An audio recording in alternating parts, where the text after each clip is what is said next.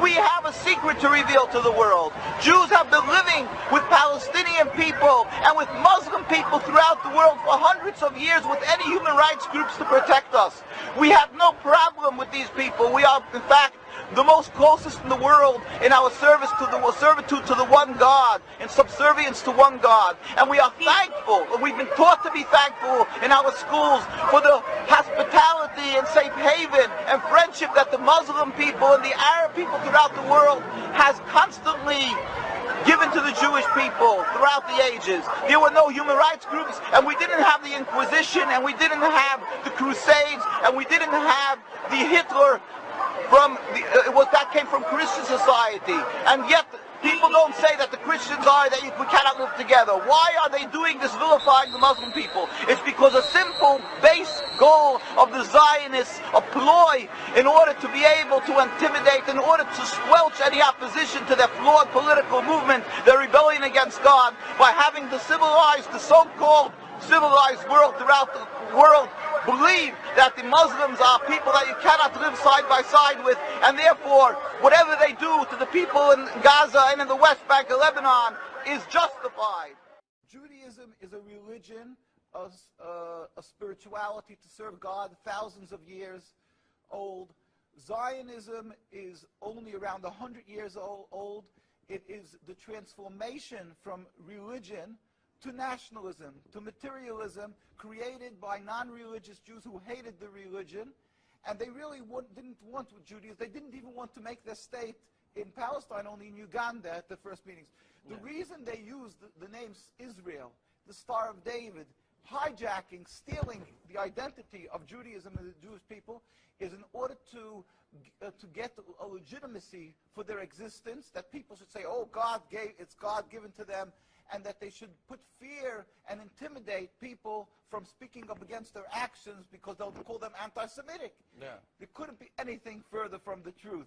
As I say, the best friends of the Jewish people is Turkey. The best friends of the Jewish people is all the Muslim countries who've helped the Jews all the time when they ran away from their problems in other lands. So how could you say this? It's something totally different. It's a political, selfish, flawed movement called Zionism that has no legitimacy to exist. It's against the Torah. Maybe just say one thing. It's against the Torah in its essence. The concept for Jews to have a state is expressly forbidden in the Torah, in the Jewish teaching, since the destruction of the temple 2,000 years ago. We were told by the Almighty in a prophecy of King Solomon, and that we are forbidden to have our own entity, our own state, our own kingdom, even in an uninhabited land.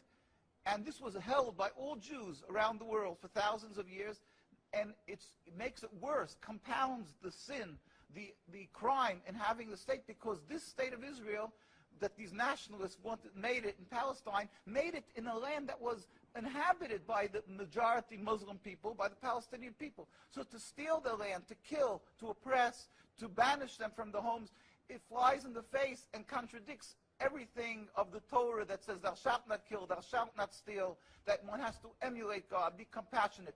So they've used our identity to rebel against God and to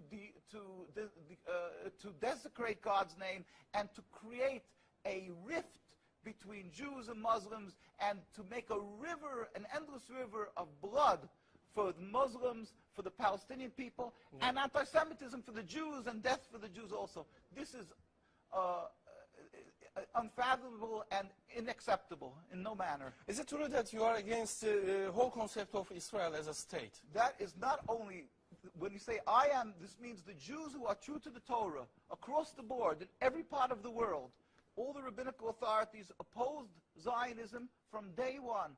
As soon as they came up with the concept, the chief rabbis, we have documents, historic documents, the chief rabbi of Palestine, the chief rabbi of Palestine was approached by the United Nations in 1947, and he wrote, "We furthermore wish to express our definite opposition to a Jewish state in any part of Palestine." And this was in 1947, July. And then 3 months later, they saw that they're being ignored by the United Nations. Yeah. And so he sent another letter to the Secretary General in Lake Success. And he said, we plead with you, at least leave us to the Secretary General. The Jewish Orthodox community, comprising 60,000 souls in Jerusalem, objects to the plea of including Jerusalem in the Jewish state that they want to create. Our community demands that Jerusalem be an international zone under your protection, and its residents be free citizens of the international zone. So they said, at least leave us this part.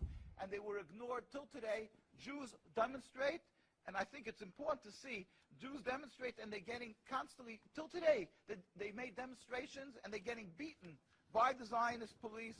People can see this is an ongoing, people being beaten by the demonstrations. We have many on NKUSA, you can see the ongoing beating by the Zionist police because they demonstrate against the state, and because they demonstrate against the states willfully ignoring the laws of the Torah. They dig up graves. They want a highway, they dig up graves. It doesn't bother. It's against God, against the holiness of the soul.